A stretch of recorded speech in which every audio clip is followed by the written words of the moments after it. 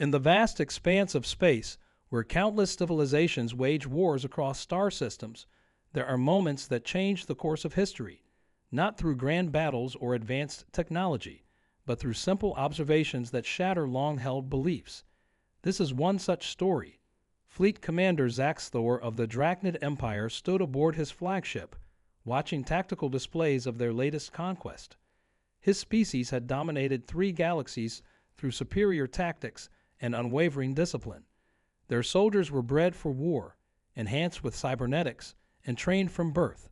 Victory was all but assured when they encountered any new species. That changed during their first reconnaissance mission to a backwater planet called Earth. "Sir, we have visual confirmation of the human military training grounds," his intelligence officer reported, bringing up holographic footage from their cloaked probes. Zaxthor expected to see primitive exercises, basic formations, perhaps some crude projectile weapons. What he witnessed instead made his 4 hearts skip a beat.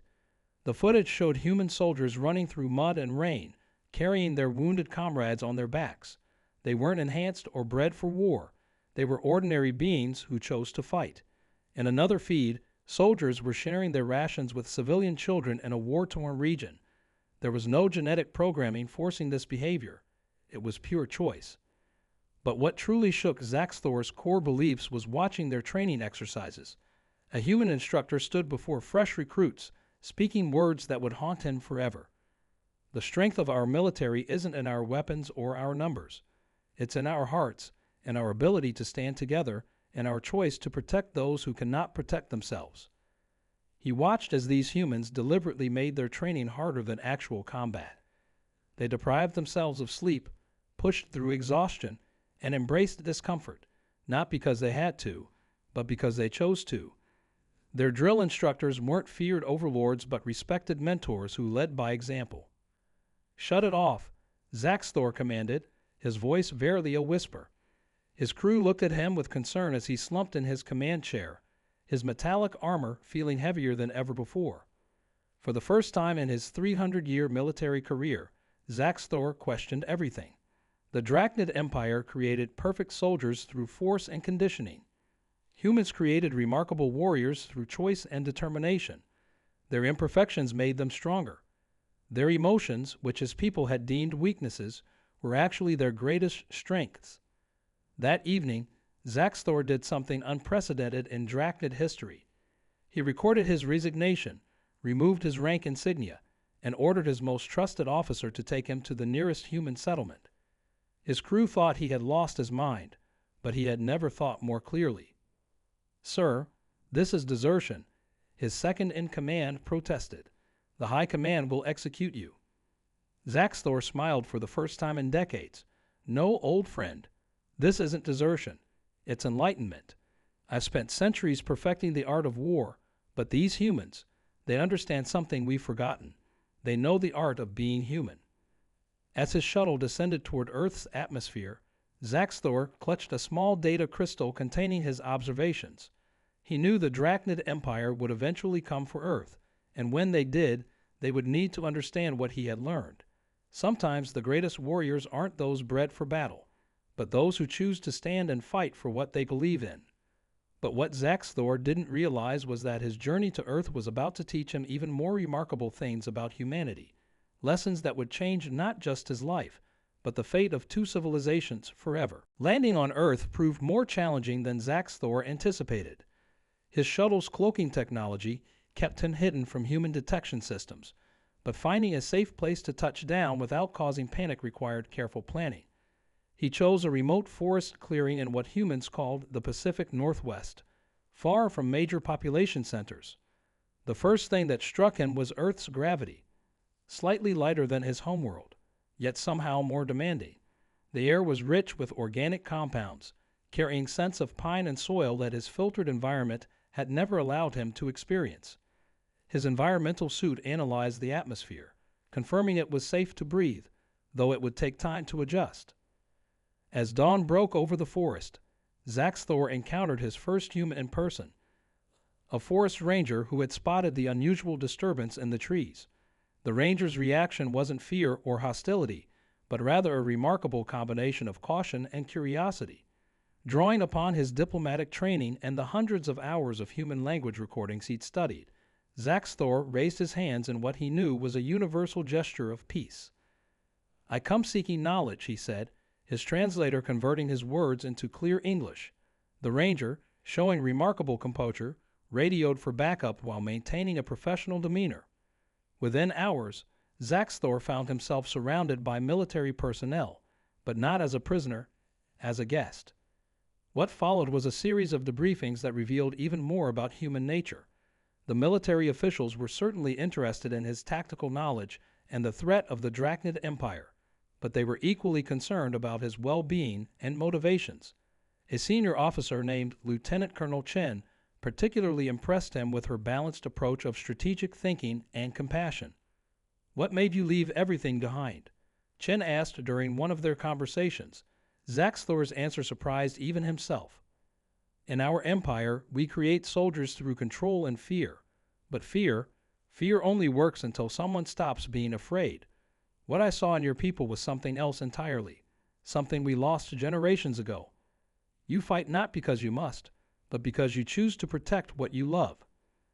As weeks passed, Zaxthor learned that human military strength wasn't just in their training or determination. It was in their diversity of thought and approach. Every soldier brought unique perspectives and skills. They debated strategies openly, challenged their superiors respectfully, and adapted their tactics based on collective experience rather than rigid doctrine. But a shadow loomed over these revelations. Through his encrypted quantum communicator, Zaxthor received disturbing news from his former crew. The Drachnid High Command had not taken his desertion lightly. They viewed his actions not as a personal choice but as a potential contamination of their military philosophy. A cleansing fleet was being assembled, not just to retrieve him, but to test humanity's worthiness to exist. Lieutenant Colonel Chen noticed his distress during their morning briefing. "Something's changed," she said, not as a question but as a statement of fact.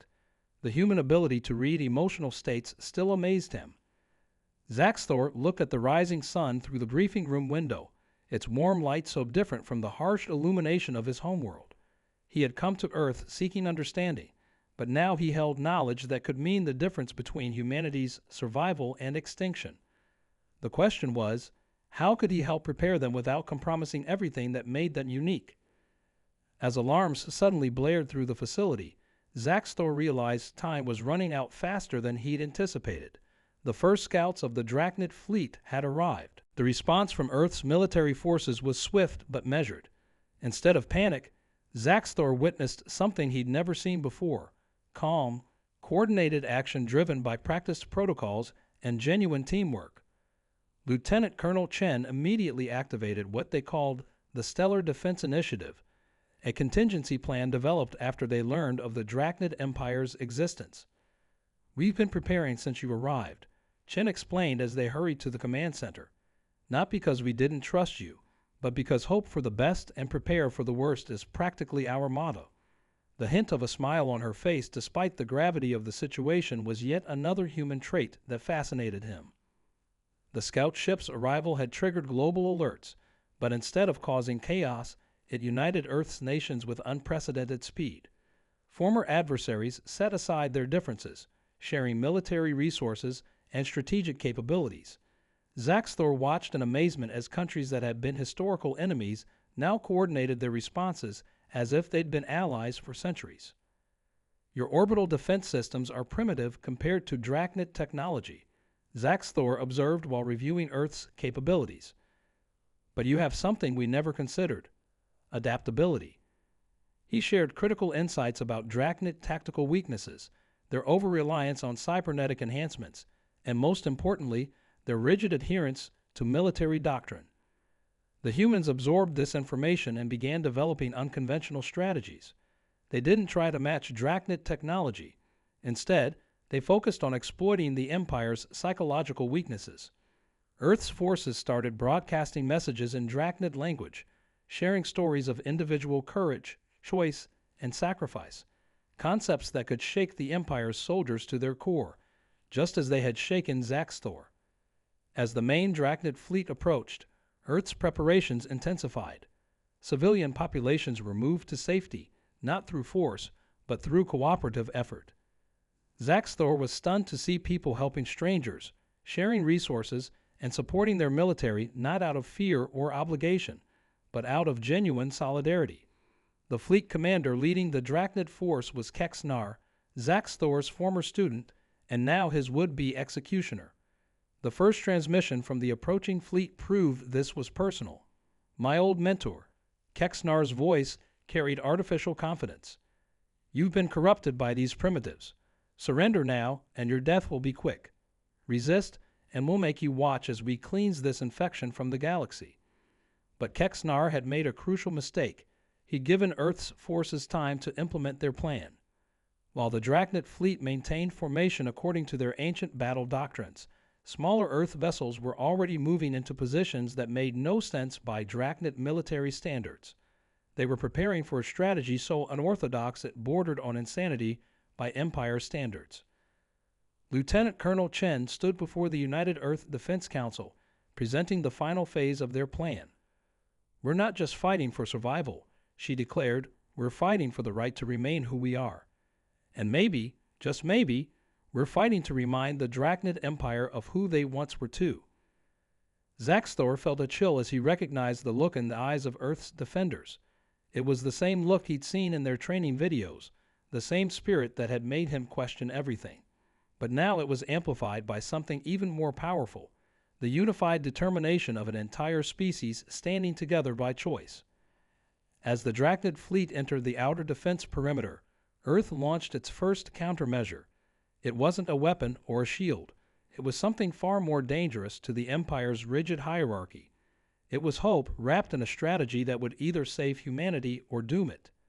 The next few moments would determine not just Earth's fate, but potentially the future of both civilizations. Earth's first countermeasure was deceptively simple. They broadcast Zaxthor's personal logs across all Drachnid communication frequencies, not just his observations about human military training, but his entire journey of discovery. The impact was immediate and unprecedented. Throughout the Drachnid fleet, soldiers who had never questioned their programming began to hesitate.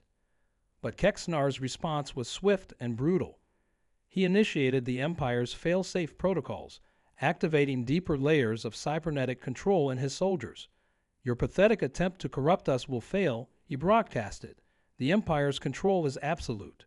Yet even as he spoke, something unexpected was happening aboard his ships. In the command center, Chen and Zaxthor monitored unusual energy fluctuations within the Drachnid fleet. "Those patterns," Zaxthor whispered, his eyes widening. "They're impossible." Across multiple ships, soldiers were manually disabling their cybernetic suppressors, something that should have been physically impossible under the Empire's control protocols. But the true shock came from an encrypted transmission that broke through their communications. "Commander Zaxthor," a familiar voice crackled through. "Your old crew stands ready." It was his former second-in-command, along with a significant portion of his old fleet. They had been tracking him not to capture, but to learn. Those hundreds of hours of human military footage had spread through the Empire's ranks like a virus of free thought. Kexnar, realizing he was losing control, revealed his hidden weapon, a quantum destabilizer capable of unraveling the molecular structure of an entire planet. "If we cannot purify humanity by conventional means," he announced, "we will eliminate the infection at its source." The massive device began charging, its energy signature dwarfing anything Earth's sensors had ever detected. What Kexnar didn't expect was the human response. Instead of retreating, Earth's forces advanced. Civilian ships joined military vessels, forming a living shield between the quantum destabilizer and their planet. It wasn't a coordinated military action. It was a spontaneous movement of people choosing to stand together. Lieutenant Colonel Chen's voice cut through all channels. "You see, Kexnar, this is exactly what Zaxthor discovered. You can force soldiers to fight, but you can't force them to believe. Look at your own people. They're choosing something different." The quantum destabilizer reached critical power levels, but now Kexnar faced a dilemma he had never trained for. His targeting systems were tracking thousands of small vessels, each filled with not just humans, but now defecting Drachnid soldiers who had chosen to stand with Earth. In the chaos, Zaxthor noticed something in the destabilizer's energy signature, a flaw that mirrored the very weakness he had discovered in the Empire's philosophy. Their perfect weapon, he realized, has the same weakness as their perfect soldiers. It can't adapt to genuine chaos. As tension peaked in Earth's command center, a new signal cut through the static. More Drachnid ships were arriving, but they weren't responding to Kexnar's commands. They were responding to a new authority, one born not from Empire protocols, but from a choice made in this very moment. The quantum destabilizer's charging sequence reached its final stage, its energy field warping the very space around it. But now, facing not just Earth's forces but his own kind who had chosen a different path, Kexnar faced the ultimate test of the Empire's inflexible doctrine. And in that moment, the true battle wasn't for Earth's survival. It was for the soul of the Drachnid Empire itself. In the face of unprecedented rebellion within his own ranks, Kexnar made a decision that would reshape two civilizations. He activated the quantum destabilizer's firing sequence, but something was different. The weapon's energy signature became erratic, its perfectly calibrated systems struggling to handle the chaos of thousands of ships moving in completely unpredictable patterns. The human ships, Zaxthor suddenly realized, they're not just defending Earth, they're creating a deliberate disruption field. Their randomness isn't weakness, it's their greatest weapon. The combined movements of Earth's vessels and the defecting Drachnid ships had created an ever-changing shield that the Empire's perfect weapon couldn't comprehend. Lieutenant Colonel Chen smiled as she watched the tactical display. Sometimes the best defense isn't a bigger weapon or a stronger shield. It's simply refusing to behave the way your enemy expects you to. The quantum destabilizer's energy field began to collapse in on itself, its rigid programming unable to adapt to the fluid battlefield conditions. But Kexnar wasn't finished. In a last desperate move, he directed the destabilizer's failing energy field toward his own fleet. If I cannot preserve the Empire's purity, I will destroy all who have been corrupted. The weapons overload sequence began, threatening to take out not just the defectors, but every ship in range. That's when the human civilian fleet did something that stunned even Zaxthor. Instead of retreating from the imminent explosion, they moved closer, positioning themselves to shield the defecting Drachnid ships. This spontaneous act of sacrifice triggered something in the remaining loyal Empire forces, a final break in their conditioning. As the quantum destabilizer reached critical failure, Kexnar watched in disbelief as his own bridge crew removed their control implants. His perfectly ordered world crumbled not through defeat in battle, but through the simple power of choice. In his last moment of clarity, he understood what his former mentor had discovered. True strength comes not from control, but from free will. The destabilizer's containment field ruptured, but instead of the expected catastrophic explosion, something remarkable happened. The combined shield of Earth and Drachnid ships created a resonance pattern that channeled the energy safely into space, transforming the weapon's destructive power into a brilliant display of light that could be seen from both Earth's surface and the furthest reaches of the Empire's territory. In the aftermath, as the light faded and communication channels reopened, Lieutenant Colonel Chen turned to Zaxthor. "You knew this would happen, didn't you? Not the details, but the outcome. That's why you came to Earth in the first place." Zaxthor looked at the stunning view of Earth through the command center's window, its blue waters and white clouds now shared by ships from two civilizations learning to coexist. "No," he replied thoughtfully. "I came to Earth looking for weakness and found strength instead. But the real surprise wasn't humanity's strength. It was discovering that this strength existed within my own people all along. We just needed someone to remind us." As the combined fleet began coordinating recovery efforts, a final transmission came through from the Empire's central command.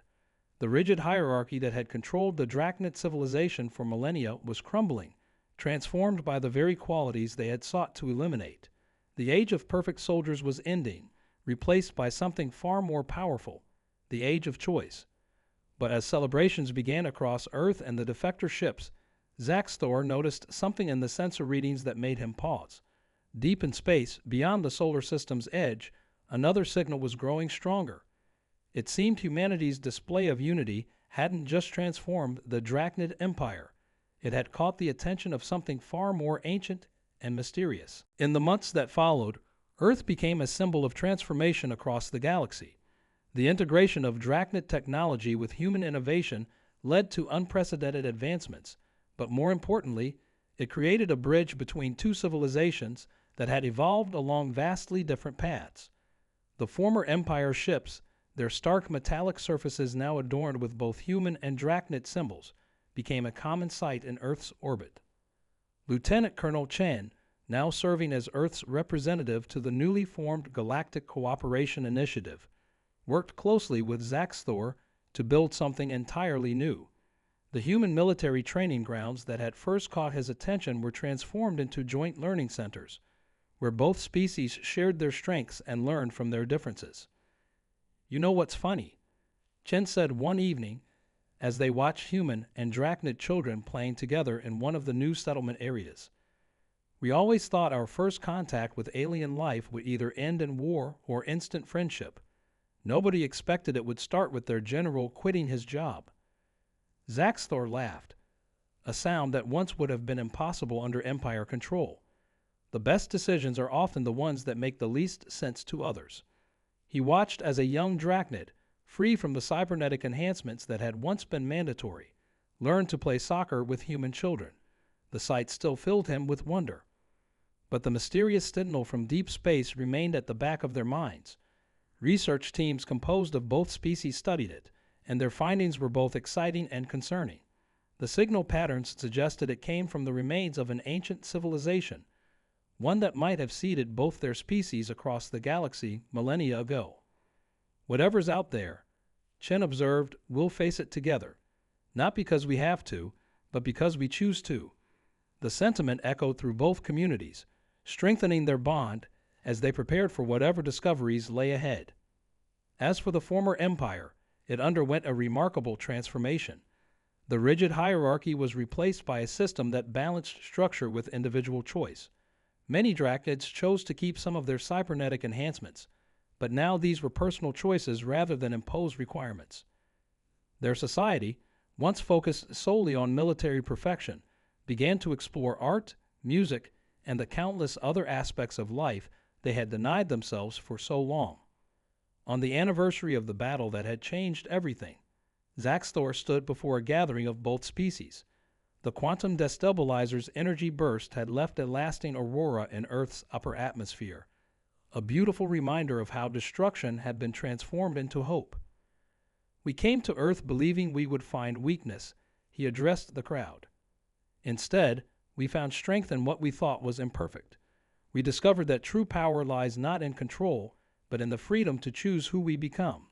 And now, as we detect signs of even older civilizations in the depths of space, we move forward not as separate species, but as proof that the greatest achievements come from embracing our differences rather than trying to eliminate them."